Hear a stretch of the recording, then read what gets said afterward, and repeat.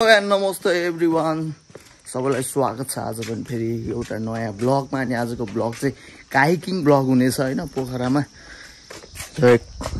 काइकिङ गर्ने महान अध्यक्ष उहाँलाई काइकिङ गर्ने जोस चढे, म त गर्दिनँ।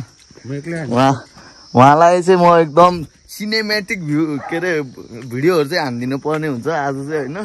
म चाहिँ उहाँको पर्सनल हैन क्यामेराम्यान। यता कुकुर भुकिरहेको यिनीहरूको पनि बनाइदिनु पर्ने जस्तो छ। लगेर आजको भ्लग चाहिँ एकदम छोटो हुनेछ, धेरै लामो गीत गरेर बस्दैन। 10 मिनट नै हुन्छ हुँदैन, थाहा छैन। काइकिङ भ्लग मात्र हो क्या। ल त्यही हो केटा। अबि सरी एक्साइटेड हो नि काइकिङ हान्न? म त सधैँ एक्साइटेड हो। म त बन्जी जम्पिङ चाहिँ हान्छु कि लाइफमा एक टाइम। मलाई त्यो चाहिँ छ। काइकिङ साइकिङमा केही मतलब छैन, किनकि सानोमै खोलामा डुङ्गामा धेरै खेलिसक्यो। अब चाहिँ सिधै खाजा खान जानेछौँ होइन, किनकि बिहानदेखि खाना पनि खाएन, सुतेर बसेको। अहिले कति बज्यो? 12 बजे, 12 साढे 12 त्यस्तै भयो। 1 बज्यो। ल केटा अब खाजा साजा खान्छौँ अनि काइकिङ हान्न जानेछौँ। खाजा खाने ठाउँमा भेटौँला। बाहिर छ त यार प्याक यार, के हो तिहार लाग्यो क्या हो। त्यहाँको दादाहरू चाहिँ लेक साइड आइपुगिसक्यो। अहिलेको प्लान चाहिँ क्यान्सल भइसक्यो होइन। खाजा खाएर यता आउने भनेको हामी के गरेर माम्स सिधै आइदियो। सिधै यता आइदियो। खाजा अब एकछिनमा खाना छ नि। अब कहाँ हो काइकिङ हामी चाहिँ थाहा होला नि त तँलाई त। यहाँ अब जहाँ हुन्छ कि अब उनीहरूले आफै बोलाउनु आउँछ कि। ए त्यस्तो भयो। वाइल्ड प्याक छ यार। आज मान्छे छुट्टी छ क्या हो, सब आएर छ यार। तिहार लाग्यो नि त भन्छ। तिहारले नै होला। लगेर अब कता हुन्छ काइकिङ हान्ने? बोर्डै बोर्ड छ त यार।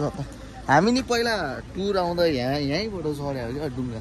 उ त्यो मन्दिरपट्टिबाट अनि उता गएर एक राउन्ड हानेर हो केटा हो। अब चाहिँ यहाँ फोटो खिच्ने मान्छेहरू पनि छ होइन। अब फोटो चाहिँ खिच्दिन। ल त्यही हो यहाँ सर। यहाँ काइकिङ हान्ने हो नि त डह्रो।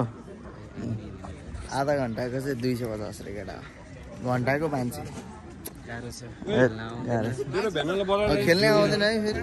ल हेरौँ केटा। जुत्ता चाहिँ खोल्न पर्ने रहेछ होइन, च्यात्तेको जुत्ता। मोजा फेरि कडा खायो मेरो, कार्टुनको मोजा बच्चाले लाउने जस्तो। लगेर म चाहिँ अहिले यहाँ बोर्डमा चढिसकेँ काइकिङ।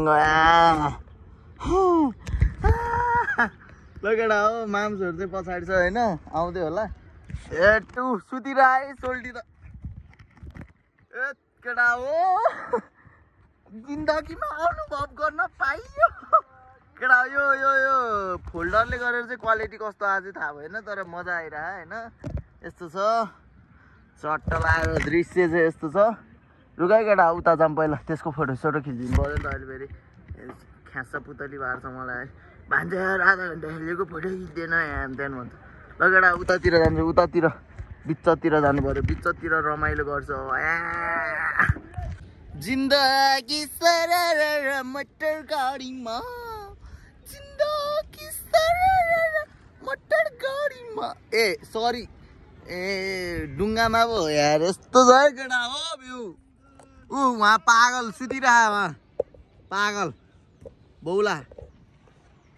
लगेडा हो मजा छ। यस्तो गर्ने रहेछ क्या यसलाई चाहिँ। एउटा हात नै दमदार छ अनि सक्दैन नि फेरि। हाम्रो आइदियो सर टक्क लाएर यता हुनुहुन्छ होइन। देखेन क्या हो केटा हो। त्यही उता चाहिँ प्यारासुट उडाइरहेछ होइन। लगेडा हो त्यही हो। अब अलि उता जानु पर्यो है, रमाइलो लिगौँ न यसको।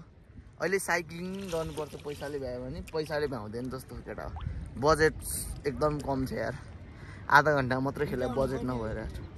लगेडा चल्दिस उता संसार जित्नलाई पारीतिर। त्यहाँ पारीतिर खेलेर आयो।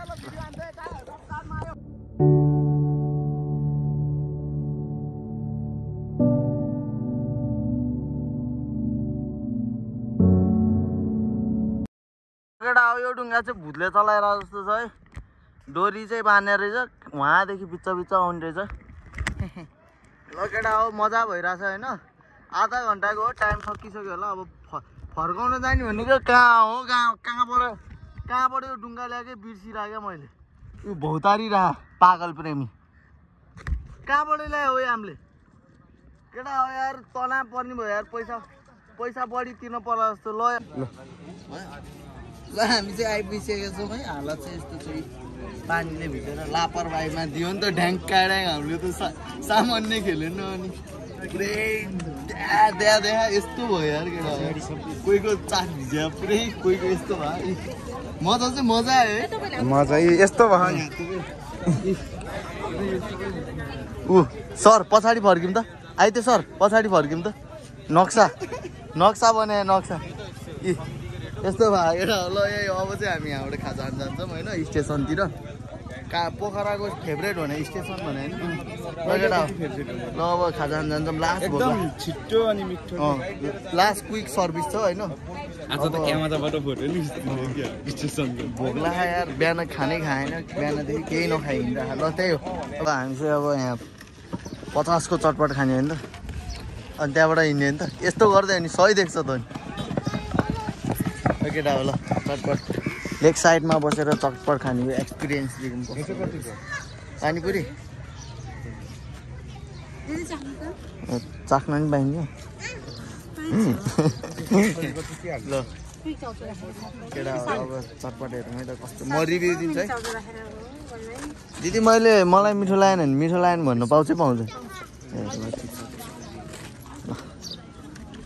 पाएर है एकछिन ल अब कस्तो छ चाख्या मान्छे कस्तो त्यस्तो हुन्छ नि डन नि पुरा सब टेस्ट थाहा होइन चटपट आइसक्यो मिठो भएन भने मिठो भएन भन्न पाउँछ भन्नुभयो है दिदीले मिठो रहेछ ल मिठो रहेछ केटा पानी खाने स्टेसन चल्दैछ ल खा मोज गर मेरो भन्छ पानी खाने स्टेसन चल्दिन्छ मोज गर युद्ध पऱ्यो है केटा युद्ध बाटो चाहिँ छेउमा है अङ्कल यार ढिलो भइसक्यो युद्ध पऱ्यो ठोकाठोक पऱ्यो केटा हो पुरै प्याक स्टेसन जाने बाटो स्टेसन होइन यो हो उता पोखरा स्टेसन होइन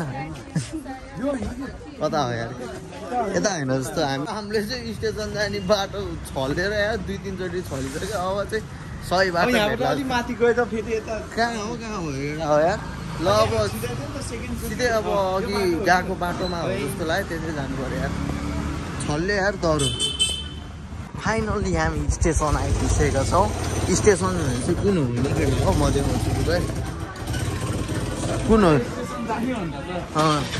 यही हो स्टेसन भन्ने चाहिँ यही हो होइन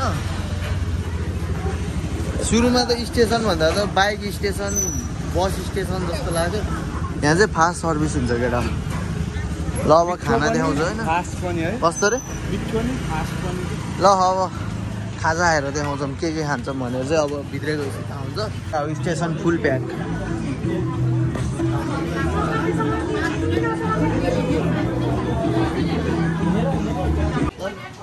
केटा हामी चाहिँ स्टेसन आइसक्यौँ होइन यहाँ चाहिँ के हुँदो रहेछ भने गीत वाइल्ड बज्दो रहेछ अहिले ठ्याक्कै गीत रोकिया बेला भिडियो बनाउनुलाई लास्ट प्याक छ होइन अब अर्डर त दिइसक्यो अहिले खाजा के ल्यायो भनेर देखाउने बेला गीत बज्यो भने लामो क्लिप बनायो भने कपिराइट हानिदिइहाल्छ ल केटा हो यस्तै छ अहिले गीत बजेन भने सब देखाइदिन्छ केटा हो पहिलो अर्डर चाहिँ आलु थियो होइन आलु चाहिँ आइसक्यो